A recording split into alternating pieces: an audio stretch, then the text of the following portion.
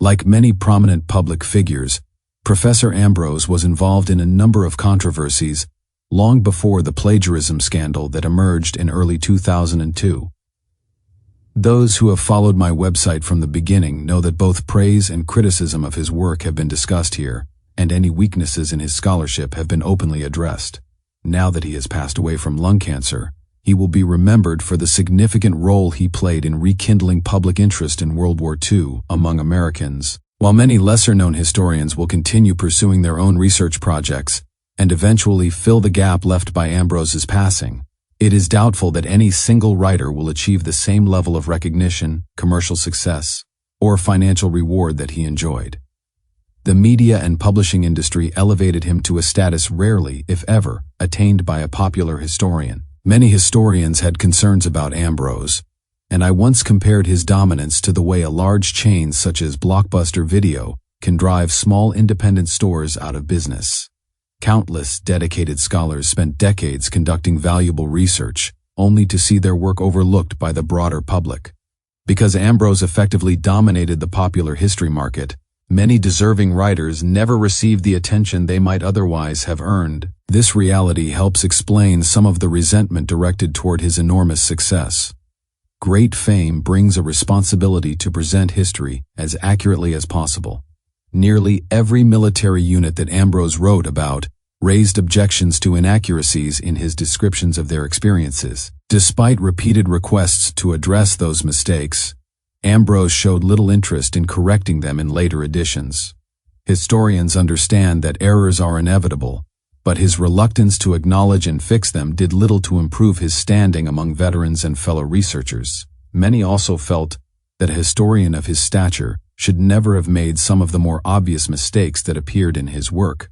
There was also a widespread belief that, with the assistance of knowledgeable editors and proofreaders, many of the most glaring errors should never have reached publication. Although Tom Hanks may have exaggerated when he described Ambrose as the greatest historian of the 20th century, another observer remarked that Ambrose educated more Americans about World War II than any other author of that era. Whatever criticisms may be leveled against him, that claim is difficult to dispute. His books, together with Brokaw's work and films such as Saving Private Ryan, contributed more than anything else to the current surge of interest in World War II. Those of us who continued researching through years of public indifference owe a measure of gratitude to those people and projects for helping create today's renewed fascination with the war. Mark Bando is a highly regarded American historian and author, best known for his work on the U.S. 101st Airborne Division during World War II. Through extensive research, including interviews with more than 1,000 veterans, he has become one of the leading authorities on the subject. Before turning to historical research full-time, Bando served as a police officer in Detroit.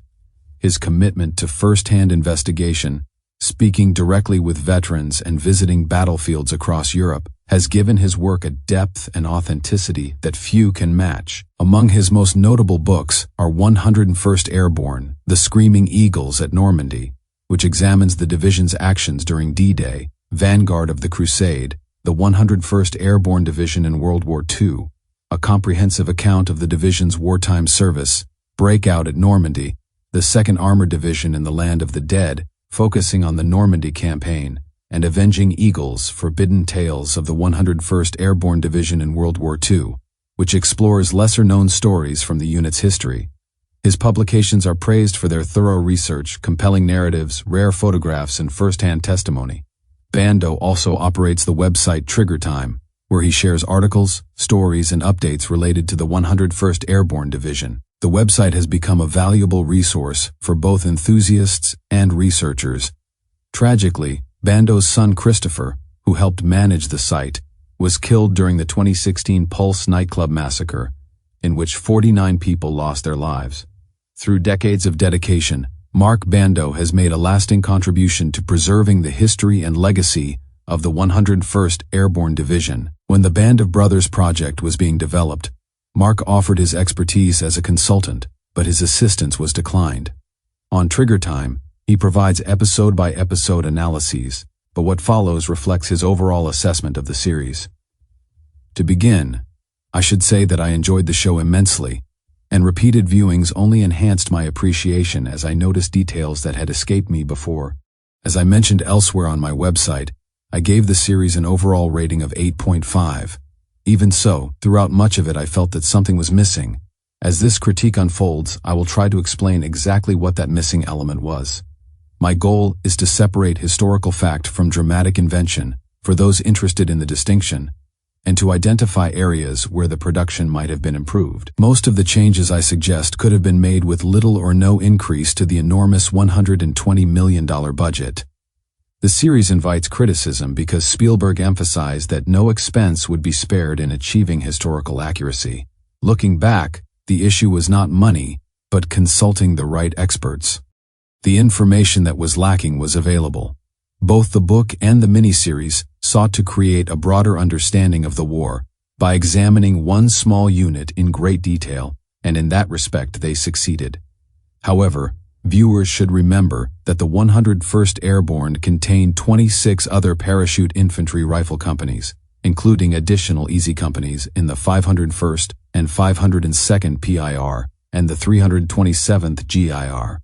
The Easy Company depicted in the series was in many ways representative of those 27 companies as a whole. They were not necessarily the most decorated unit, nor did they suffer the highest number of casualties, spend the most days in combat, or inflict the greatest losses on the enemy. Other companies within the division exceeded them in several of those categories. No one understands this better than the surviving members of Easy Company themselves. I suspect they feel both honored and somewhat uncomfortable being singled out, knowing that many of the division's other rifle companies deserve equal recognition. This leads to another point. Taken individually, few scenes in the series present anything entirely new to veterans of war films. Most combat situations had been portrayed in one form or another before, which was hardly surprising.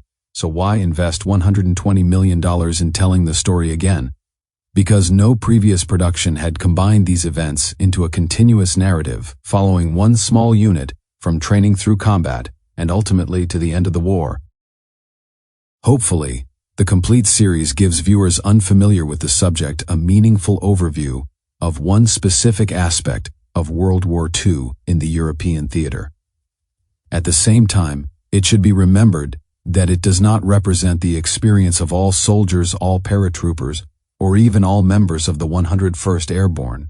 After watching all 10 episodes, it became clear to me that much of HBO's budget was devoted to constructing highly realistic sets.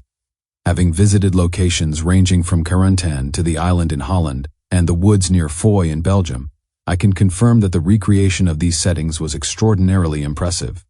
Whether the average viewer fully appreciated that achievement is impossible to know. It is unfortunate that some expensive sets appeared only briefly on screen.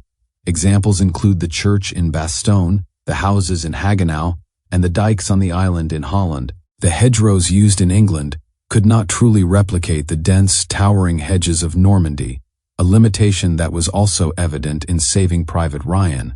Realistically, only filming in France would have solved the problem, but legal restrictions involving weapons and explosives made that impractical. The cast consisted largely of British actors who had to adopt American accents. Overall, they performed this task remarkably well. However, many actors in supporting roles either mumbled, spoke too quickly, or suffered from inadequate sound recording. I often had to replay scenes to understand what was being said.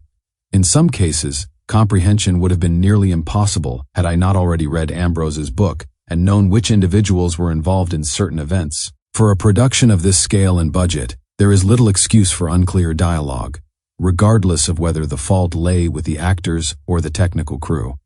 Among the cast, Damian Lewis stood out for his portrayal of Dick Winters, perfectly capturing his understated leadership style, while Frank John Hughes delivered an equally memorable performance as Bill Guarnere. I spent an entire day with the real Winters in the spring of 1989, before Ambrose's book was even completed.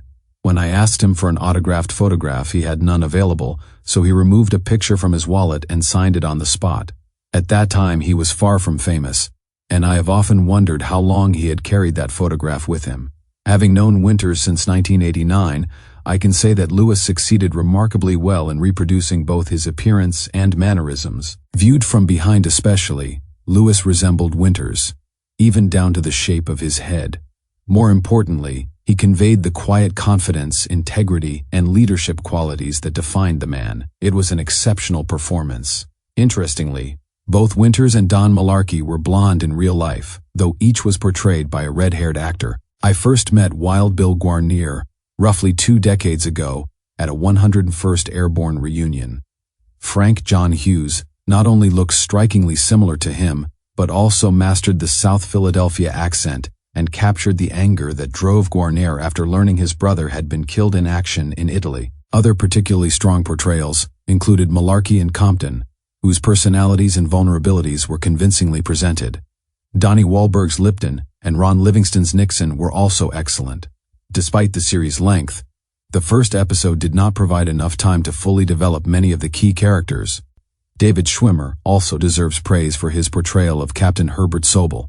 He successfully depicted both Sobel's harsh, demanding nature and his often awkward shortcomings. Viewers should set aside any association with Schwimmer's role on Friends. Generations from now, audiences watching the series will still come away with a convincing and memorable portrayal of Sobel thanks to Schwimmer's performance.